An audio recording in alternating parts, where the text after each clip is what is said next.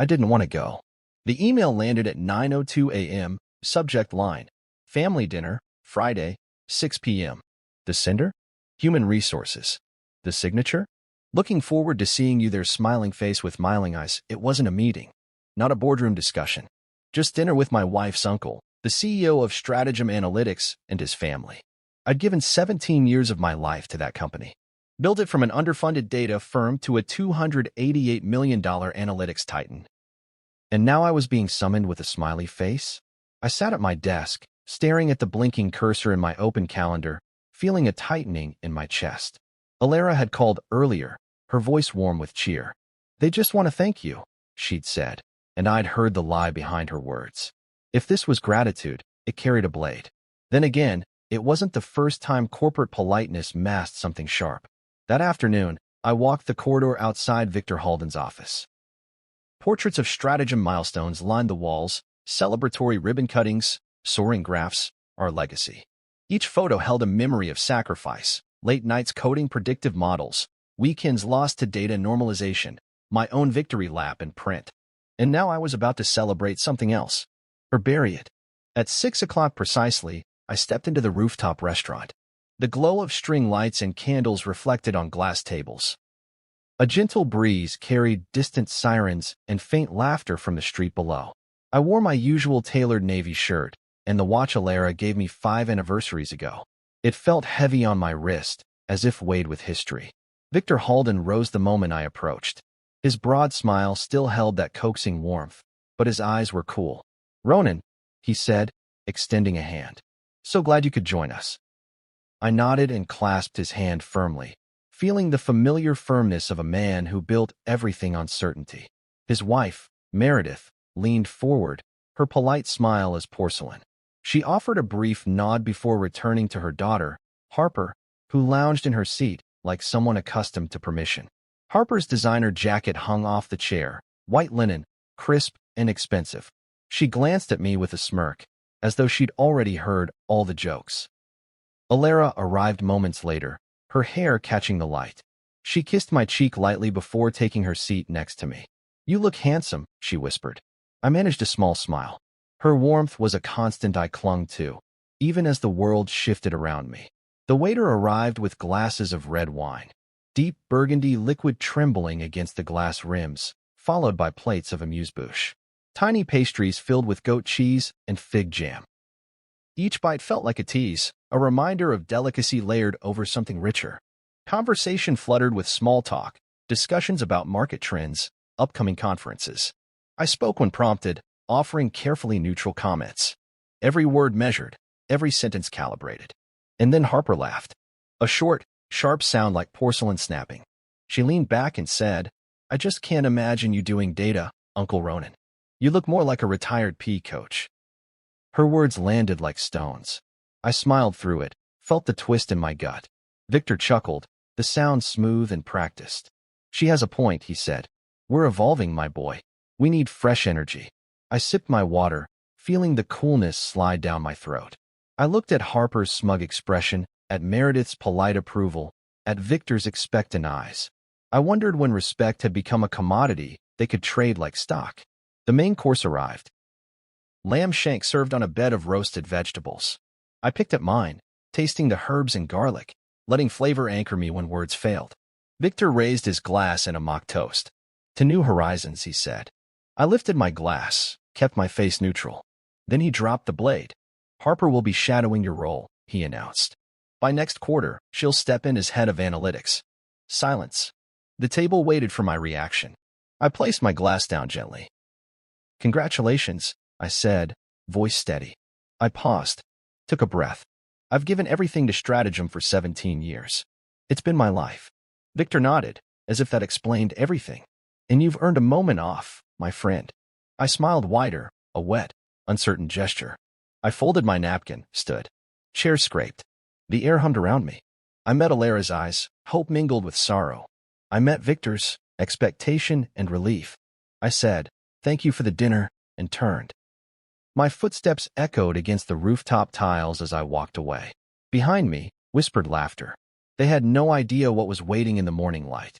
Walking back through downtown's glare, I replayed every moment like a film.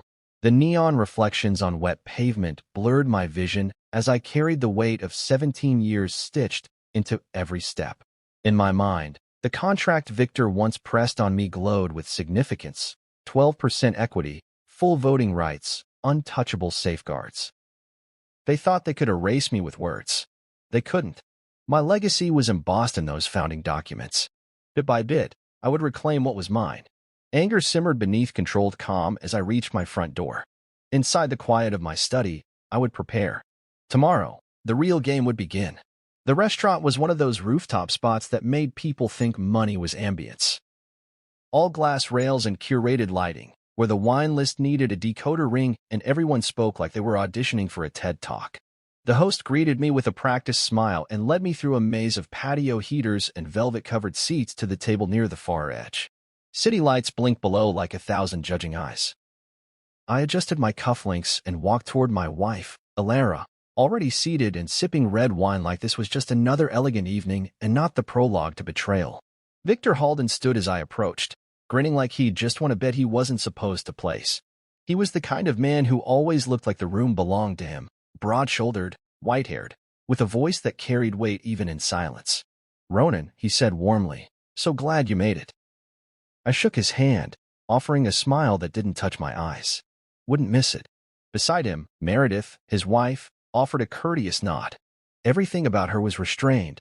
The pearls, the posture, the smile that said she'd already decided what I was worth and wouldn't be reevaluating. Harper, their daughter, was sprawled in her seat with the casual entitlement of someone who'd never once been told no. She wore a silky white wrap top and high-waisted pants like she'd stepped off a fashion runway mid-scroll on Instagram. She didn't rise, didn't even pretend to care, just looked me over with a kind of amused curiosity, as if I were a novelty exhibit. "Uncle Ronan," she said, swirling her wine glass lazily. "I thought you'd be taller." Alara gave a tight laugh and reached for the breadbasket like the comment needed carbs to digest. I took my seat beside her, exhaling slowly through my nose. "You know, Harper just finished her accelerator program," Victor said proudly, as if this was the kind of thing that needed broadcasting. "Tech marketing. One of the youngest in her cohort." I nodded, keeping my smile in place. "Impressive." Harper beamed and took a sip of her wine, the glass too big for her hand. "We had this amazing module on personal branding," she said. "Like how your LinkedIn tells your story before you do. I was looking at yours actually. You've got this old school thing going on. Like, solid but kind of analog." Victor chuckled. "That's Ronan for you. Bricks and steel when everyone else is chasing holograms." I said nothing, just reached for my water and let the moment pass. I'd built the company that paid for this meal. Every predictive engine, every client retention model, every core backend system. My fingerprints were on all of it. They were drinking wine in the clouds because I'd spent years in the basement coding by lamplight, while Victor courted investors. The waiter arrived with the appetizers: tuna tartare, truffle risotto balls, and something that looked like sea foam on toast. I barely registered the flavors. My mind was on the date, March 17th. 1 week before Stratagem's Q2 strategic rollout. Perfect time for a transition if someone wanted to move pieces without noise. Alara leaned close and whispered, "Please try to relax." I gave her a look. 1 part, "I'm fine." 2 parts, "I see what's happening." Then came the lamb. Slow-braised shank, plated like a magazine cover.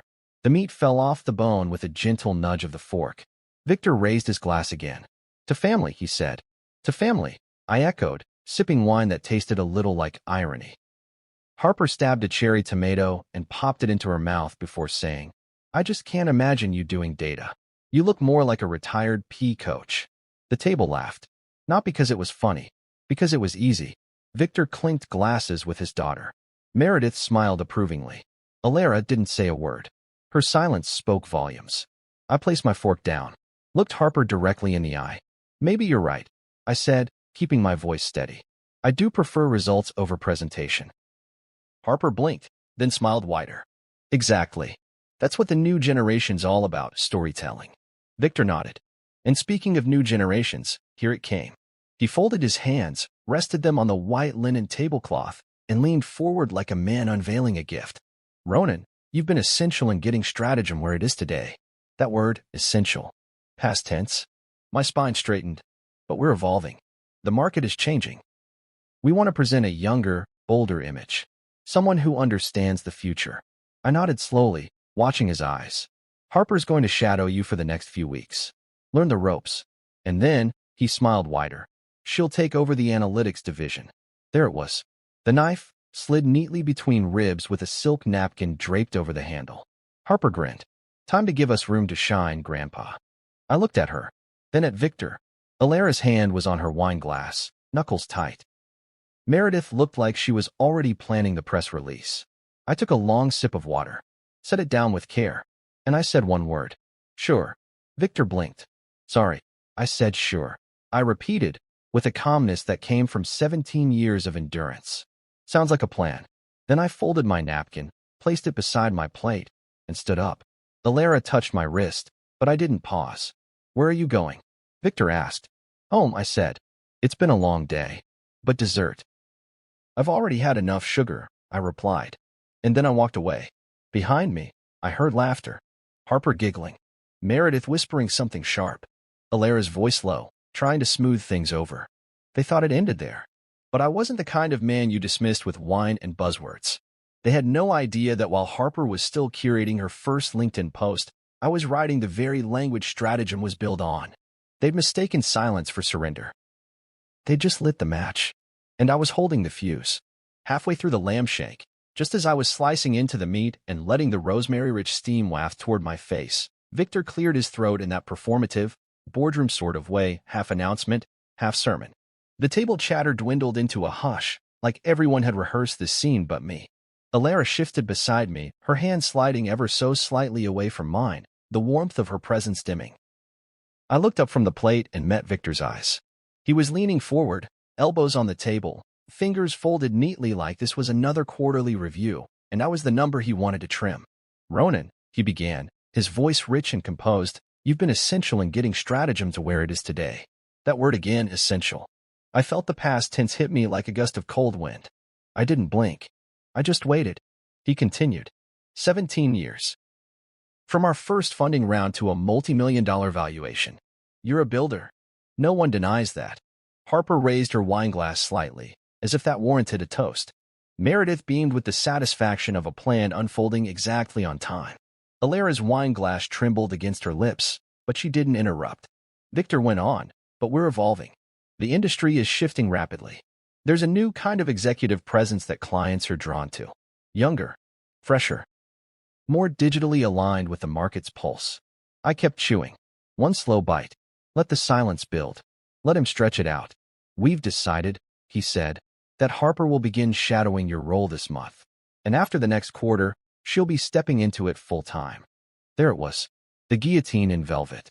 And of course, he added like a final garnish, you'll be compensated through the transition. We want to honor your contributions. Truly. I nodded slowly, still not speaking. Harper, ever the prodigy, leaned back and grinned like she was now the proud owner of a new toy. Time to give us room to shine, Grandpa, she said with that casual cruelty kids mistake for confidence. No offense, but 17 years is a long time to cling to a title. The table laughed. Alara didn't. I took a sip of water. Let the coldness anchor me. The glass clinked as I set it down. I folded my napkin and placed it gently next to my plate, aligning it with the edge like the world wasn't shifting under my feet. Then I looked up, right into Victor's face. Sure, I said. Just that. Sure, Victor repeated, uncertain. I pushed back from the table and stood. Sure. Sounds like you've all got it figured out. I didn't raise my voice. Didn't break anything. Didn't plead or rage or point out how I had architected every core algorithm they still used. How I'd worked 80-hour weeks for 5 years straight. How I had walked Mason through his divorce and personally pitched our first government contract when everyone else was too nervous to speak. I didn't list my sacrifices. I didn't need to, because none of them mattered anymore. Not to this table. You're leaving? Meredith asked, dabbing her mouth with her napkin like she couldn't believe I'd break etiquette. Yes, I said. I've suddenly lost my appetite. Ronan, Alara started, reaching for my hand. I paused, looked at her. This was the moment I'd remember most, the hesitation in her eyes, the way she didn't stand with me.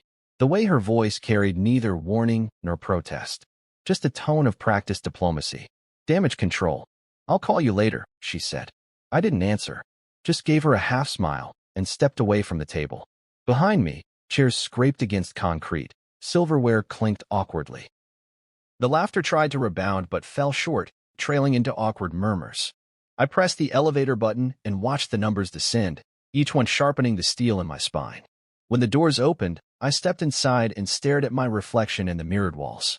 My jaw was tight, my eyes unreadable, somewhere between grief and calculation. I loosened my collar and drew a slow breath. By the time I reached the parking garage, I was no longer Ronan the executive. I was Ronan the survivor, Ronan the architect, the man who kept the blueprint. I unlocked the car and slid into the driver's seat, the interior dim and silent. The smell of leather and the faint trace of Alara's perfume clung to the cabin. I sat there for a long moment, hands gripping the wheel, the city buzzing around me like a hive. In my peripheral vision, I could still see Harper's smirk, Victor's patronizing pride, Meredith's smug approval. They thought this was the end of my story, that they could write me out of the script and the audience wouldn't notice. But they didn't know what I kept. They didn't remember the clause buried in that old contract from the company's darkest hour. They didn't realize I had protected my work, layered it with digital signatures, audit trails, and proprietary coding protocols that still bore my name in every version push. They didn't know that stratagem, for all its polish and LinkedIn-ready glamour, still ran on a core I built. Code they didn't fully understand, let alone own.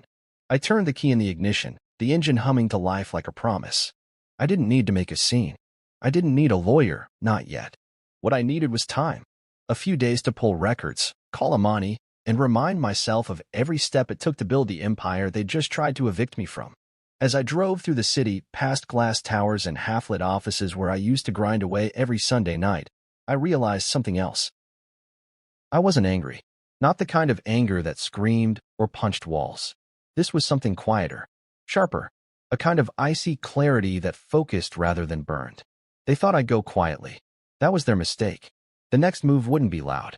It would be surgical, precise, and it would leave no doubt who had really built stratagem. Let them toast Harper's promotion. Let them post their hashtags and selfies and celebratory nonsense. Let them think the game was over. Because I was just getting started. The next morning began with silence. Not the peaceful kind. No, this was the brittle, coiled kind that hovered just above every breath. I brewed my coffee like I always did, methodical, each movement practiced. Ground beans, filtered water, ceramic mug warmed with a rinse of hot water. A ritual of control in a world where mine had supposedly been stripped. I stood by the kitchen window, looking out over the street I'd walked 100 times in those 17 years of building. Across lawns still wet with dew, cars warming with idle engines, people heading into offices, some into mine. Or what used to be mine. I checked my phone. Nothing from HR. Not a single email. No formal notice. No severance paperwork. No transition plan. Just the sound of that rooftop laughter echoing faintly in my head. They were cowards, plain and simple. Victor hadn't even bothered to follow up. He thought I'd just nod and disappear. A loyal soldier put out to pasture. They didn't know me. Not really. I went to the bedroom closet and pulled the small gray lockbox from the top shelf. It was covered in a thin film of dust. I hadn't opened it in over a decade. Inside were old documents, legal pads with scribbled ideas, notarized forms from the early years, and one slightly crumpled manila folder marked in permanent ink, 1991, founding docs. I sat on the floor, cross-legged, and opened it. My fingers ran over the top sheet, the signature line slightly smudged, the company logo from when we still worked out of a rented storage unit in Eastridge. This was the contract Victor had practically begged me to sign back then, during one of our worst months, when payroll nearly bounced and he thought we'd lose half our clients. Please, Ronan, he had said at the time, hunched over the edge of my desk. I need you to stay in. We're nothing without your system. And so I stayed. On one condition.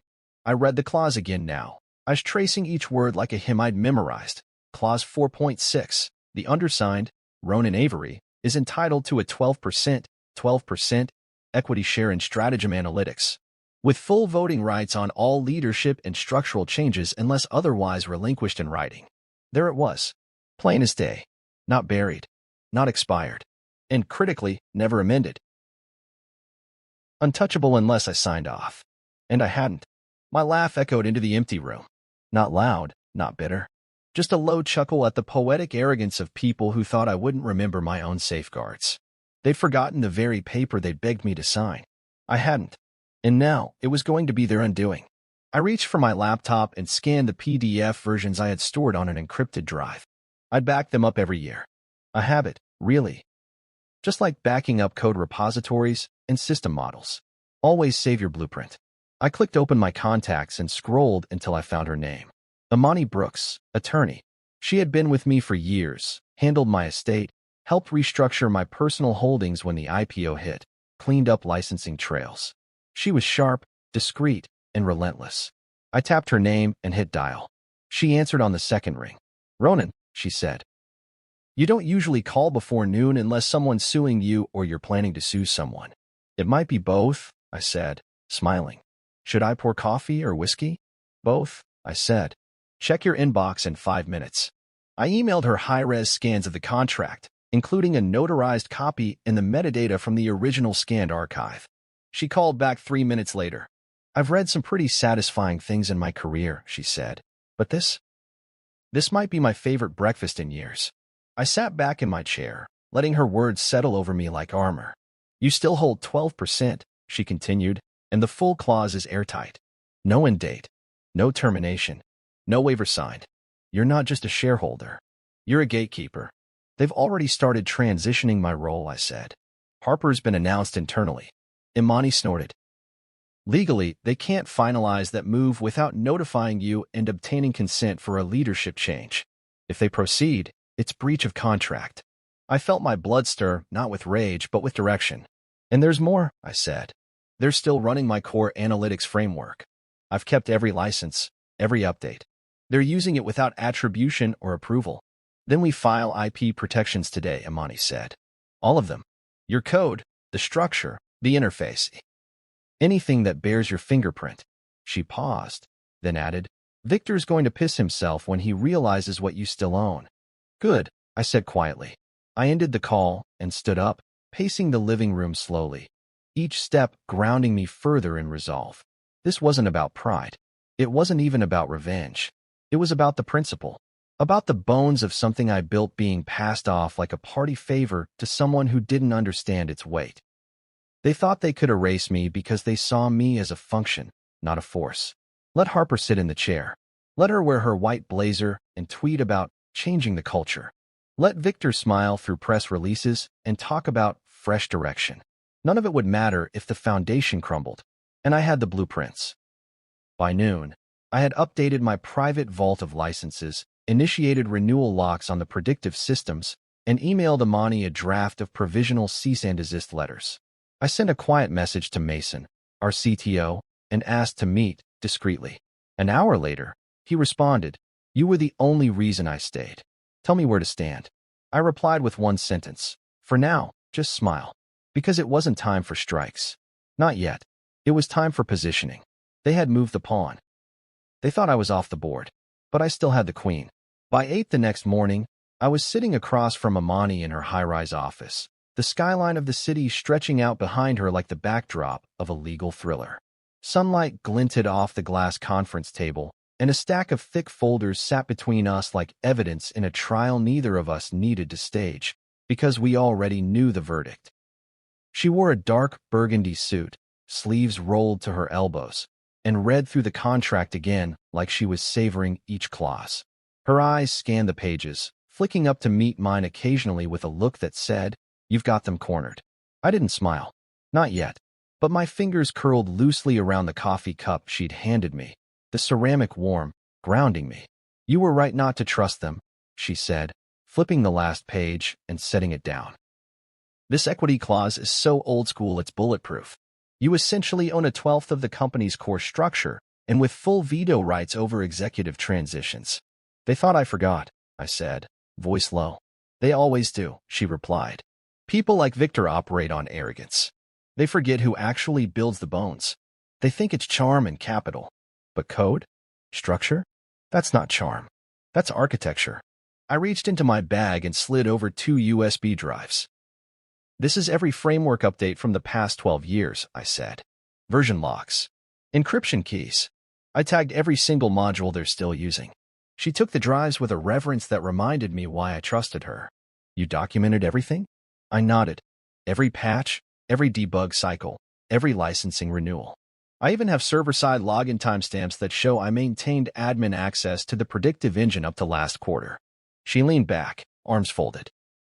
Then we register the IP, push for cease and desist coverage, and secure a legal shield. After that, we start drawing a line around what's yours and what they've been pretending is Harper's playground. I exhaled through my nose. Let them play. I'm locking the gates. By noon, Imani's team was in motion, IP registrations, legal filings, and back-end infrastructure analysis. But my next step was quieter. I needed someone inside who still believed in what we built. Someone who understood the soul of the company before the cocktail dinners and influencer interns. Mason. I sent him a signal, just a simple message. Still want to build? He responded immediately. Tell me when and where. We met at a private co-op cafe, tucked in the corner of the district, a place so analog it didn't even offer Wi-Fi. Mason looked the same, sharp, thoughtful, slightly haunted by years of trying to modernize something already modern. His beard was grayer now, and his eyes carried the weight of a man who'd watched too many shortcuts become policies. You knew before I did, I said. I knew something was coming, he replied. The shift in tone, the hush when you walked into meetings. But I didn't know it'd be this. Harper. He scoffed. She doesn't even understand how the data threads work. She asked me last week what a predictive loop is, then said, just make it AI. Like that's a button. I nodded slowly. They're moving towards sale. Mason froze, coffee cup halfway to his lips. You sure? They're grooming her for visibility. Front-facing. Investor-ready. And if the backend collapses, they'll just call it growing pains before they offload it to someone bigger. You have proof. I don't need proof. I have timing. And Victor's ego. He leaned forward. You want to take them down? I want them to remember, I said, my voice quiet but firm. Remember who built the bones. And I want them to learn that you can't replace architecture with hashtags. He smiled, then tired, but genuine. I'm in. Whatever you need. Not yet, I said. Right now, we observe. Act like nothing's changed. You stay on. Let them think you're loyal to the new order. He nodded. And when do we strike? When they're standing on a balcony they think they own. That's when we shake the building. Back home, I sat in my study, the warm light of afternoon stretching across the floorboards. I pulled open my drawer and retrieved a black notebook, the one I kept for legacy design notes. I flipped through sketches, flowcharts, snippets of code that had once powered pilot systems now worth millions. Stratagem was more than a company. It was my second skin. I didn't want to burn it down. I wanted to reclaim its soul. The parts they'd traded for shiny optics and nepotistic ambition. I opened my laptop and initiated a quiet script. One that tracked API calls from Stratagem servers to external systems. It would log errors. Watch the strain. I wasn't sabotaging anything, just observing entropy. The kind that creeps in when people start thinking vision matters more than stability. That evening, I poured a glass of bourbon and called an old friend, Lorenzo, our first cybersecurity lead who now ran a consultancy out of Austin. I need someone to verify system misalignment, I told him. He didn't hesitate. Send me what you've got. And I did. Full architecture diagrams. Legacy loops. Module tracking. By midnight, Lorenzo sent a voice note. This Harper girl tries to launch a demo on the structure. She's going to crash it by sheer stupidity. And if they try to replace your layers without fully decommissioning, they'll trigger chain mismatches. You'll look like Nostradamus when it all burns. I ended the night staring at the screen, watching the data pulse in quiet rhythm. They thought I was gone. They thought my silence meant retreat.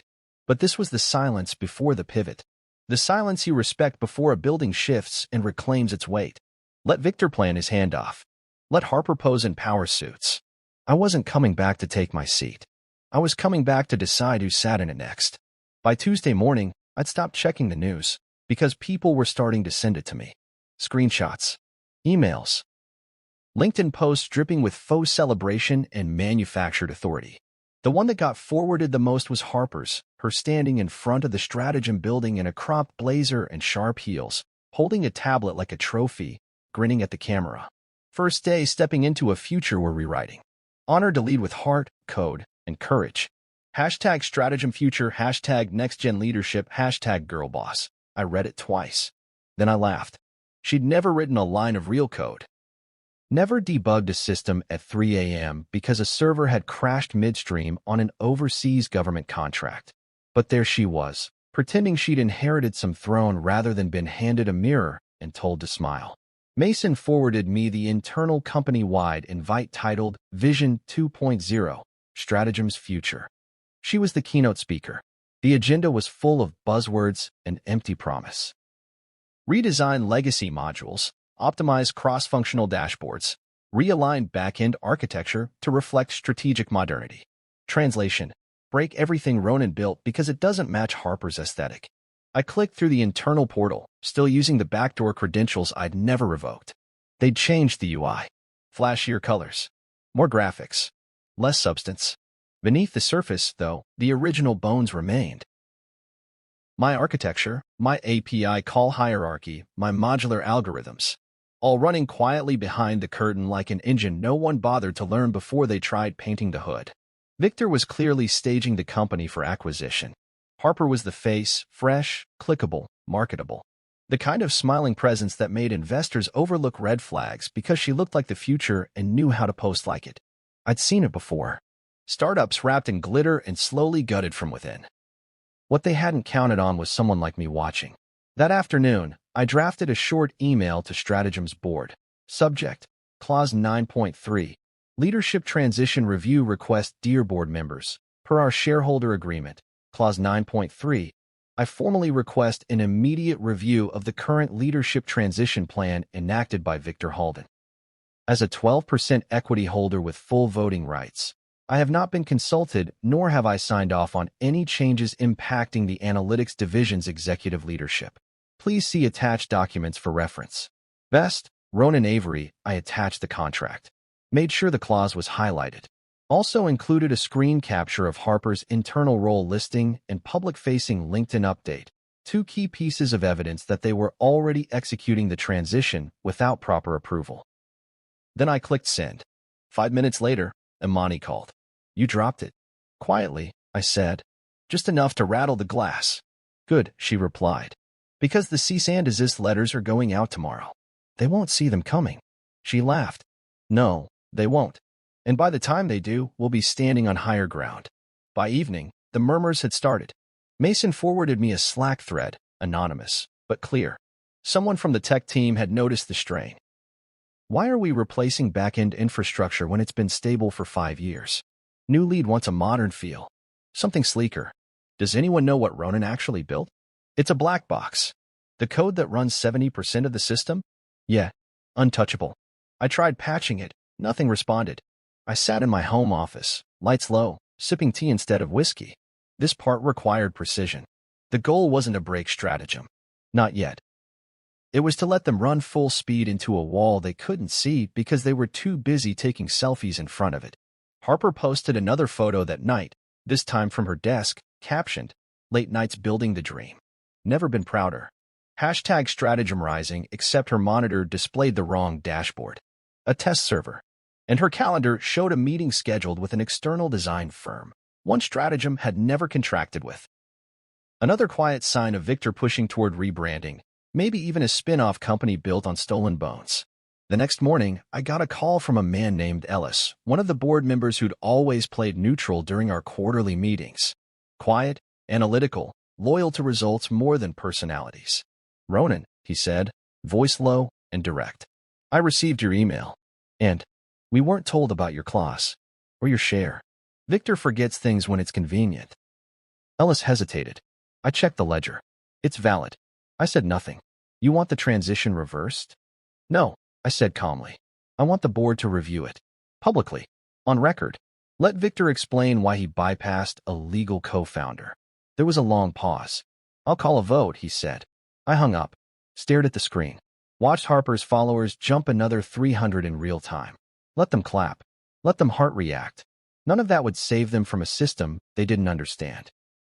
Because under all the glamour and buzzwords, the real company was groaning. They were trying to gut the engine mid-flight, and the stall was coming. Later that afternoon, Mason sent me a brief message. Demo next week. New system rollout scheduled without QA approval. CEO bypassed tech sign-off. Just wanted you to know. I smiled. It was starting, and all I had to do was wait. Because the thing about a silent strike? You don't have to shout when the foundation gives way. You just watch the dust rise and walk through it when it settles. Thursday morning came with headlines, not official ones, not press releases. Just a slow trickle of chaos leaking out of Strategem's internal systems like a crack forming in a dam.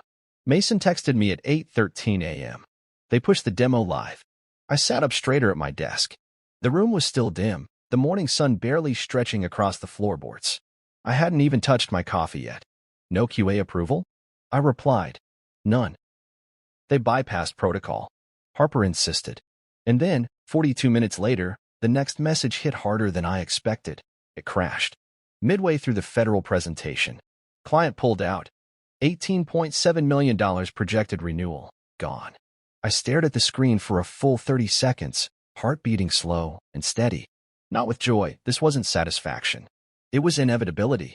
Like watching someone press a red button after you told them not to. Strategem's backend had been my design. Layered, modular, structured to handle enormous loads with precise sequencing. But it wasn't meant to be slapped together with vanity plugins and cosmetic dashboards. Especially not by a team Harper outsourced through a third-party contractor she found on a podcast recommendation. The demo had been scheduled to impress a federal agency, a contract I'd secured 3 years ago with 6 months of trust building, 2 security audits, and enough NDA paperwork to bury a football field. It was a renewal year, and now it was gone. I logged into my secure admin portal. They hadn't revoked my access. Probably forgot it existed. I saw the flags instantly, server pings jumping erratically, error logs multiplying across regional nodes. Their shiny new Agile system had overwritten critical routing protocols. What they built on top of my framework wasn't just incompatible, it was toxic. 2 of our legacy clients had already messaged investor relations by noon. Amani forwarded me the transcripts from the investor board liaison. One email read, "Who is leading engineering now? We were told Ronan Avery was still overseeing systems. If that's not the case, we'll need to review our commitments." The second one was shorter, but sharper. This wouldn't have happened if Ronan was still in charge. By 3 p.m., Strategem's stock price had dropped 17%. The investor forums were buzzing questions, warnings, speculations. Someone leaked Harper's vision memo online, and within hours, tech bloggers had a field day. CEO's niece fumbles federal pitch with rushed rebranding effort. Hashtag girlbossfail trends after Strategem demo crash. From predictive genius to panic. What happened to Strategem analytics? Victor went on CNBC that evening. I watched the interview from my study, sipping tea while the anchor grilled him politely but firmly. He looked haggard, eyes rimmed red, suit slightly wrinkled, the sheen of sweat betraying every cool word he tried to say. "It's part of our growth," he said. "Growing pains. We're modernizing." The demo had some integration issues. Integration issues. He never once mentioned me. Never once took responsibility. But that's what ego does. It isolates you until you can only see your own reflection. Later that night, I got the invitation, Board of Directors, emergency meeting, Friday 9:00 a.m. No subject line, just a Zoom link. I smiled, not because they were calling me back, but because they were finally realizing they couldn't move without me. I arrived early the next morning, in person. The boardroom hadn't changed in 5 years. Long walnut table, 12 leather chairs, skyline view behind frosted glass. I stood at the head of the table, fingers resting on the polished wood, as members trickled in with tight mouths and furrowed brows. Victor arrived last. His usual stride had slowed. He looked older, smaller, but his eyes still carried the same sharpness, the predator behind the presentation. He stopped when he saw me. "You don't work here anymore," he said flatly. I met his stare. Calm, measured. "I never left," I replied. "And I still vote." That hit the room like a thunderclap. The board members exchanged glances. Ellis, the one who'd called me earlier in the week, nodded toward the seat at the head of the table. "Ronan's equity stake gives him full voting rights," Ellis said. "Clause 4.6, still valid." "Victor, you signed it." Victor's jaw tightened. He looked like a man trying to chew glass. I had no knowledge he was still active. You pushed a leadership transition without shareholder approval, Ellis continued. And Harper's appointment has already caused financial loss and reputational damage. Victor tried to speak, but another board member cut in. We've lost 2 clients. Stock is down 21% as of this morning. Investors are demanding clarity. Silence. Tense. Thick. Then I spoke. I'm not here to take back my position, I said. But I am here to remind you that Stratagem's foundation wasn't built on slogans or social media. I opened my briefcase and slid forward 3 documents, copies of the IP filings, the legacy system framework, and the original architectural licenses under my name. These are the systems that kept this company stable for over a decade. What Harper's team built is incompatible and unauthorized. Victor's mouth opened, then closed again. I turned to the board. I propose a motion to reverse the leadership transition, reevaluate the executive structure, and halt further deployment of the current back-end overhaul. Ellis raised a hand. Seconded. A pause. Then hands rose. One by one. The motion passed. Victor stared at the table. For a second, I almost felt something. Pity, maybe. But then I remembered the rooftop dinner. The laughter. The smug smirk Harper wore when she called me Grandpa. I turned to Victor. You'll step down as CEO. Effective immediately. You may stay on in an advisory role if the board wishes. But leadership? That's over. He didn't argue. Didn't even stand. I left the boardroom that morning not as a returning king, but as the man who'd simply reminded them of the architect beneath the wallpaper. They tried to erase me. Now they were left with what I always gave them, stability. And a storm, narrowly avoided. The next Monday, I met with Kaizen Analytics. We didn't go to a corporate office or a downtown high-rise. I chose the kind of quiet place you don't post photos from. A small, private lounge tucked into a converted brownstone just off Westworth Avenue. Discreet, no logos, no PR buzz. Just wood-paneled walls, low lighting, and heavy curtains thick enough to muffle ambition. The kind of place you have conversations that rewrite empires. Kaizen's CEO, Daniela Tran, arrived precisely at noon, dressed in soft gray slacks and a dark blazer, her eyes shielded behind glasses that looked stylish but didn't miss a thing. She shook my hand without pretense and sat across from me like a person used to being underestimated and knowing how to weaponize it. You picked an interesting place for this, she said, setting her phone face down on the table. This conversation doesn't belong in boardrooms, I replied. Too many ears. Too many people pretending not to listen. She gave a faint smile. And what exactly are we discussing today? I reached into my bag and pulled out a small stack of papers, clipped neatly. Not a full dossier, just a taste. Stratagem is bleeding, I said. You've seen the headlines. Demo crash. Stock plunge. 2 legacy clients lost. But the full story hasn't surfaced yet. Daniela flipped through the first few pages. Licensing records. Architecture diagrams. My name stamped across key modules. A breakdown of the IP protections we'd just finalized. She paused. So they're still using your systems? Every major backend process. Even their AI recommendation engines are built off predictive frameworks I designed 10 years ago. And you hold the original licenses? I nodded. Registered, time-stamped, filed. And now, protected. She leaned back, hands folded. What's Victor playing at? Selling, I said. We're trying to. He built Harper into the brand, pitched her as the future, and is quietly shopping Stratagem to a buyer who'll overlook the cracks for the sake of branding potential. You think they'll come to us? She asked. I smiled. I think they already have. Daniela raised an eyebrow. Interesting. Victor's in a tailspin, I continued. The board forced him out last Friday. Harper's in hiding. Her social accounts are scrubbed, and internal staff have already started leaking doubts to the press. They're looking for a way out. What I'm offering is the blueprint for a safer landing for both of us. She studied me for a moment, then said, You want to help us by Stratagem? No, I replied. I want you to know exactly how low the price will fall if the backend collapses and the IP claims go public. If Victor stays in power, Stratagem's valuation will tank. And if Kaizen's ready, you can buy it for pennies. Daniela's smile widened just a fraction. You'd let your company get absorbed? I'm not sentimental, I said. Stratagem was my design, my foundation, but they chose image over infrastructure. I don't care what logo sits on the server racks. I care that the work lives and that the right people benefit from it. She tapped a finger on the table. And what do you want in return? I don't want to lead, I said, but I will consult. I want my systems protected, licensed properly, and I want final review over who sits in the next leadership chair. She tilted her head. That's a lot of leverage for someone who just walked away from the table. I leaned in. I didn't walk away. I built the table. And right now, they don't know how to fix the legs. Daniela laughed, just once, short and sharp. You make a compelling case, Ronan. I nodded to the final page of the stack. That's the cease and desist. It goes out tomorrow morning to Stratagem's legal team. Harper's been using proprietary systems without authorization. That's a licensing violation. Once it hits the news, investor confidence will evaporate. You'll be able to buy this company before the quarter ends. She looked at it. Read the language. Her eyes sharpened. You've done your homework. I didn't answer. I didn't need to. As she closed the folder, she said, What do you want me to do? Wait, I said. Let them panic. Let the board scramble. And when the stock dips below 60 cents, you step in, not with desperation, but with precision.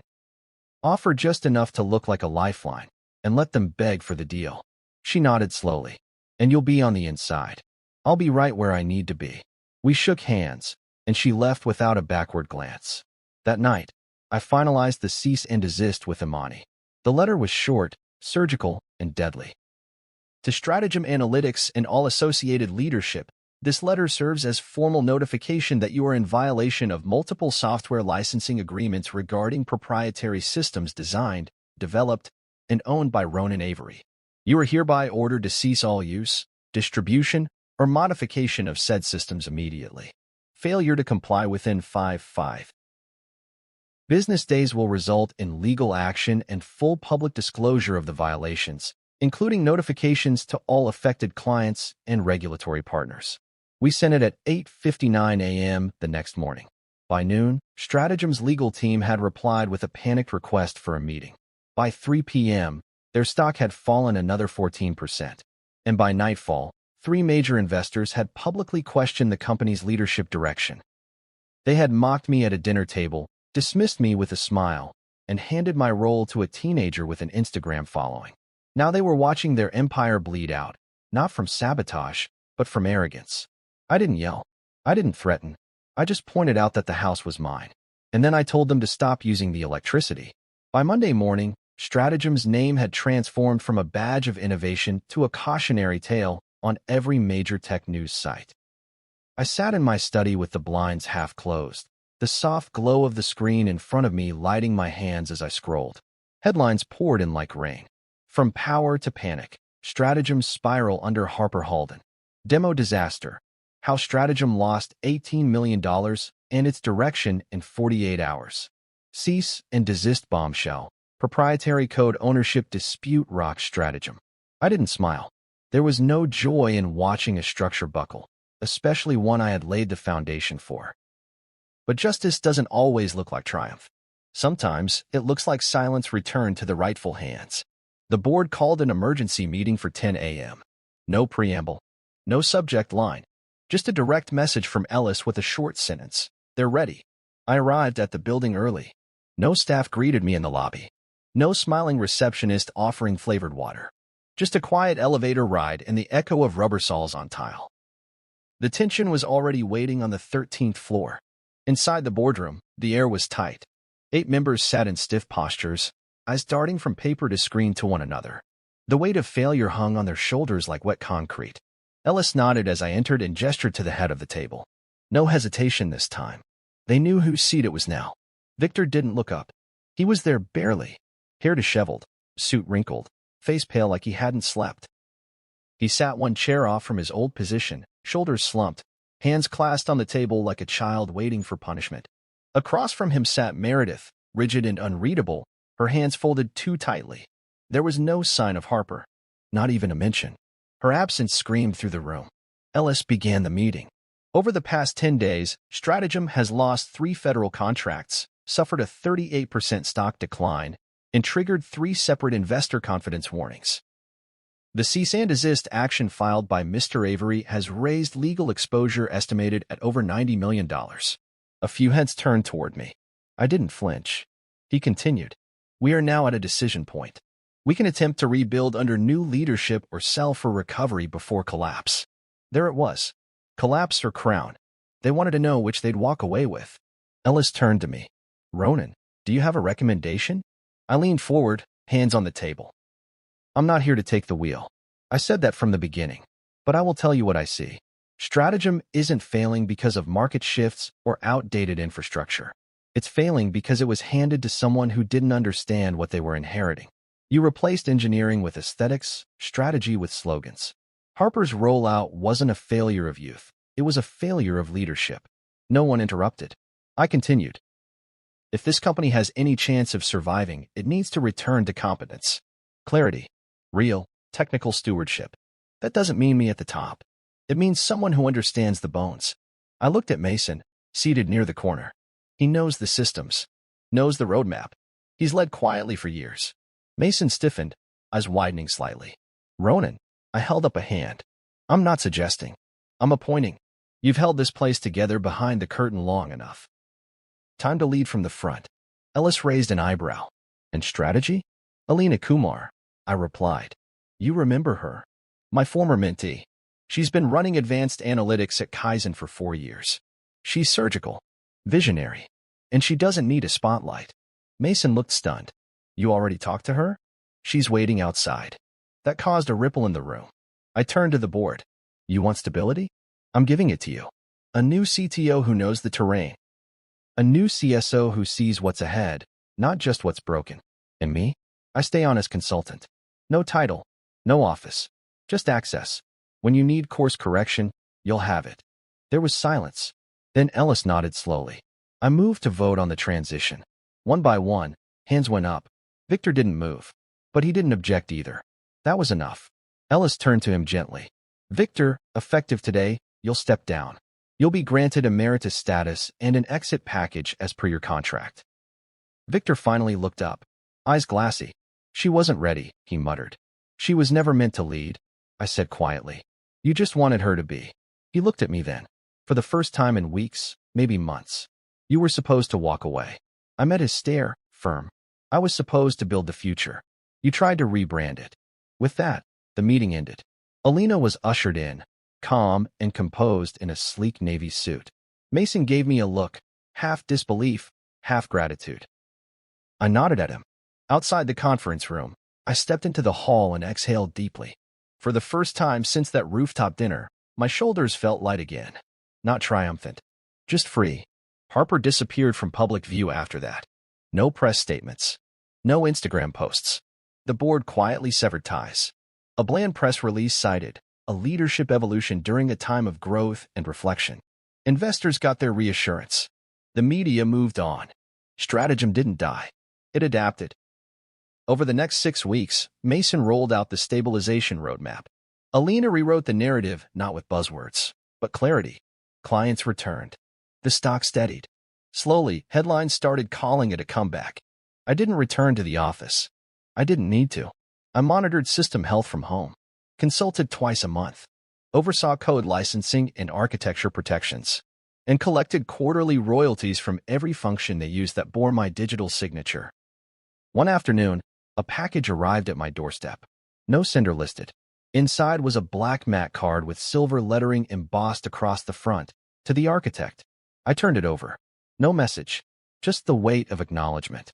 That was enough. They tried to crown an illusion. I gave them a kingdom instead. 6 months later, I stood in the garden behind my house, a place I'd barely visited during the 17 years I spent keeping Stratagem alive. The grass had grown thick and uneven around the stone path Alaire once insisted we install. The rosemary bush leaned too far into the walkway, like it had been waiting for someone to come and cut it back. I didn't mind. Let it grow. Let everything that had been neglected stretch into its place. Inside, my desk was spotless. My email inbox quiet. I hadn't stepped foot into Stratagem headquarters since the day I handed Mason and Alina the keys to the future. And I hadn't missed it. Not once. But the world hadn't forgotten me. The tech blogs called it the Great Reversal. Stratagem's fall and recovery became a case study in business schools. They said it was a story about vision versus execution, about youth versus wisdom. But they missed the truth. It was a story about remembering who built the house. The systems I'd architected were not glamorous. They weren't the kind of things that fit into a pitch deck with pretty animations. But they worked. They scaled. They predicted client behavior with 98.6% accuracy when tuned correctly. The algorithms I wrote in dim, sleepless nights were now powering marketing decisions for Fortune 100 companies. Mason was thriving in his new role. He called me every other week, not for help, but to update me, to ask questions only someone who had touched the original foundation could answer. I gave him answers, but I never told him what to do. That was his burden now. Alina turned out to be even sharper than I remembered.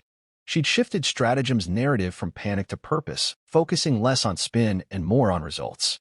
I watched from afar as she quietly restructured our strategy pipelines, rebuilt trust with our federal partners, and restored the language of leadership to something honest. And Harper? She vanished. The last anyone heard, she was in Europe, studying entrepreneurial wellness, whatever that meant. I didn't look her up. Didn't need to. Her chapter had closed the moment she tried to turn legacy into a social media post. The world had moved on. So had I. The quarterly checks arrived like clockwork. Licensing royalties from Stratagem. Consulting fees from Kaizen and 2 other firms who adopted my framework. Even the government had requested a new proposal, through back channels, of course. They knew who to come to when stability mattered more than style. But I didn't rush to build again. I finally had space to breathe. Each morning, I brewed coffee in a French press I'd forgotten we owned. I walked the perimeter of the house, sometimes barefoot. I'd become the kind of man who could fix a creaking step or repaint the side fence without checking a schedule. There was peace in the mundane, and there was clarity in it, too. Then, one Tuesday afternoon, a package arrived. No name, no return address. Inside was a slim box, black velvet, heavy for its size. I opened it and found a polished glass plaque. To the architect from those who remembered. I ran a hand over the engraving. It wasn't flashy. No logos. No signatures. Just acknowledgement. I didn't know who sent it. Mason, probably. Maybe Alina. Or maybe the board. It didn't matter. What mattered was the weight of those 4 words. To the architect.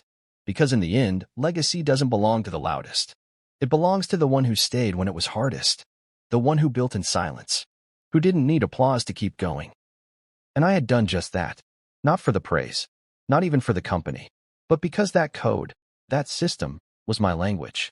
And through it, I had written a future they tried to steal but couldn't sustain. Sometimes I thought back to that rooftop dinner. The lamb shank. The laughter. The moment Victor handed Harper the future like a party favor and called me essential in the past tense. And sometimes, late at night, I'd whisper that word again. Sure. Not bitterly. Not with regret. But with the quiet satisfaction of a man who knew he had planted a deeper root. Stratagem didn't fall because I left. It nearly fell because they forgot. But they remembered just in time. And now, from the quiet of my home office, one wall lined with old whiteboards, the others covered in sketches, diagrams, and printouts from the early days, I monitored system health like a father checking in on a grown child who had finally found their stride. There were still bugs now and then.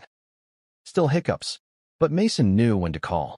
Knew when to escalate, and when to solve it himself. And Alina had already begun building a mentorship program inside the company, one that made room for voices that had been overlooked. It wasn't perfect, but it was steady, and for the first time in years, so was I. I set the plaque beside my desk, angled toward the window where the sun would hit it in the morning. It caught the light just right, the words glowing faintly as if they were still being written. To the architect. They tried to unwrite me. But you can't erase the foundation. You can only rebuild on it. And now they were. With care. With memory. With my blueprint still humming at the core.